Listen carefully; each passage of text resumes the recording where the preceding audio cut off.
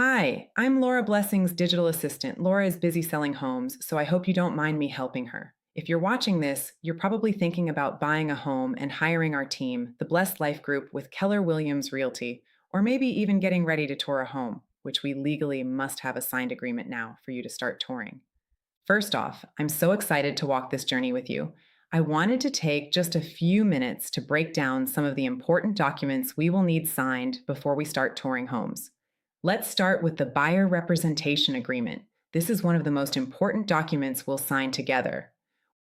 What this agreement says is that you're hiring me and my team to represent you, the buyer, in this home buying journey. It makes our relationship official and gives our team the green light to go to work for you, helping you find the right home, negotiate the terms on your behalf, and guide you all the way through closing. This document allows us to represent your interests as we search for your next home. Now, here's what's inside the agreement in plain English. 1. Exclusive representation. This means we're in this together. You agree to work with our team exclusively during our agreement term, and we agree to use our best efforts to help you find and buy a home in the market area we define.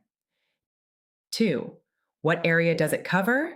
We define a market area in the agreement. For example, it could be Greater Austin or Williamson and Travis counties, depending on where you're searching.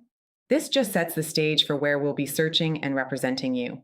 3. When does it start and end? The agreement has a start and end date. We usually enter 6 months, yet if you ever want to change that or pause, let us know. This is a relationship, not a trap. 4. How do we get paid? Here's the big one, our professional fee. In most cases, we are able to negotiate the seller paying our fee. This document also explains what happens if the seller doesn't offer compensation or if you're buying an off-market property. Our professional fee is 3% if you decide to purchase a home, and in this agreement, you'll see 3%. And that means we may be paid up to 3% and no more. We cannot make more than that without all of us initialing that change. We also have a flexible fee that we can discuss with different levels of service depending on your unique situation. You can find more details about this in our buyer presentation packet. If you end up deciding to lease, the fee is 30% of 1 month's rent. Also, we'll talk about it up front so you're never surprised. We can call and check for each home you want to tour to confirm that the seller is offering to pay buyer agent compensation. Now, here's the legal disclaimer I must present with any discussion about compensation. Broker compensation, or the sharing of compensation between brokers, is not set by law nor fixed, controlled, recommended, or suggested by the National Association of Realtors, MLS, or any listing service. Broker compensation is fully negotiable. Brokers independently determine their fees. The worst case scenario here is if we cannot negotiate the seller paying compensation, you may owe it at signing. Thankfully, we are good at this job, and we have been able to work this out with buyers and sellers successfully across more than 700 transactions. We will make sure you are clear and approve what compensation is being paid, what amount, and by whom in every situation. 5. Protection period. If the agreement ends and you sign a contract shortly after on a home we showed you, the protection period ensures we will still compensated for the work we did. This is standard and ensures agents are protected when they've invested time and effort helping a client. 6.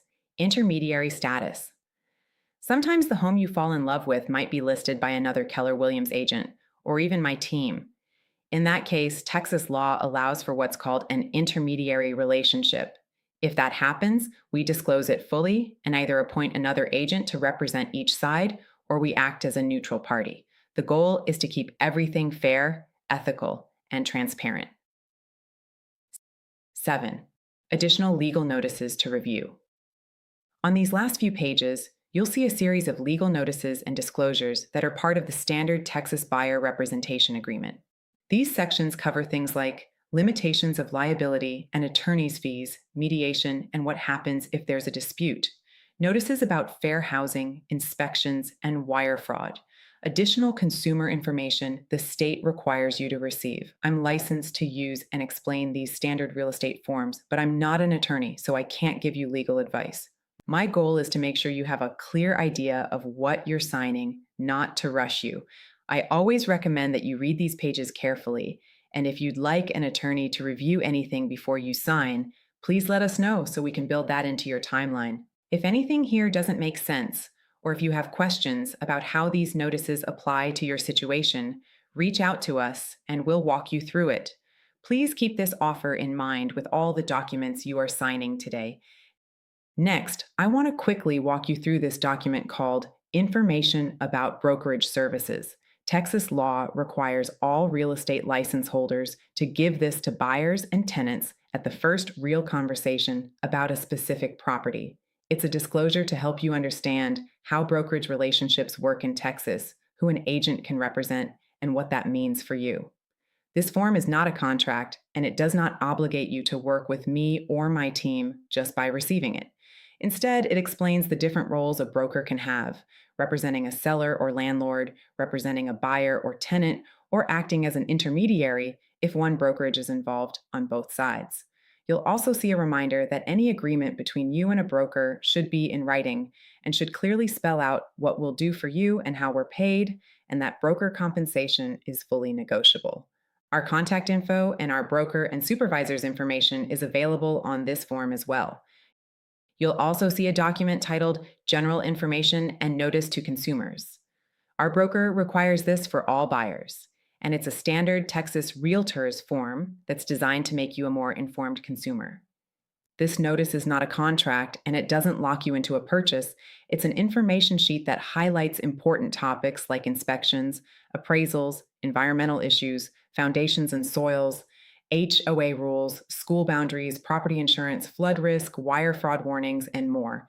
It basically reminds you of the questions smart buyers should be asking and where you may want specialists, inspectors, engineers, insurance agents, or attorneys to step in.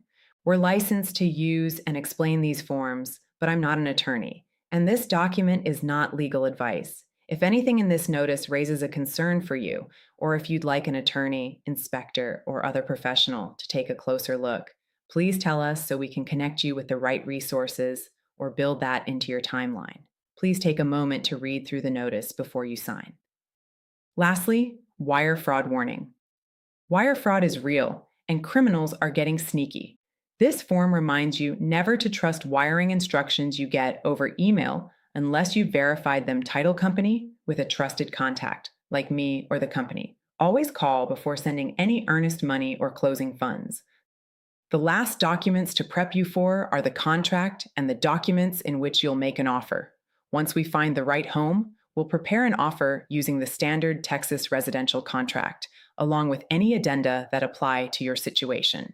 We have another video explaining those documents when you're ready to make an offer, or you can watch it now. We'll always review the contract with you before you sign, and while we are not attorneys, we'll flag anything worth a closer look. Each of these forms is meant to protect you and give you a clear understanding of how we work and what to expect. We wanted to give you this overview so you feel empowered and prepared. If you ever have a question, even a tiny one, please ask.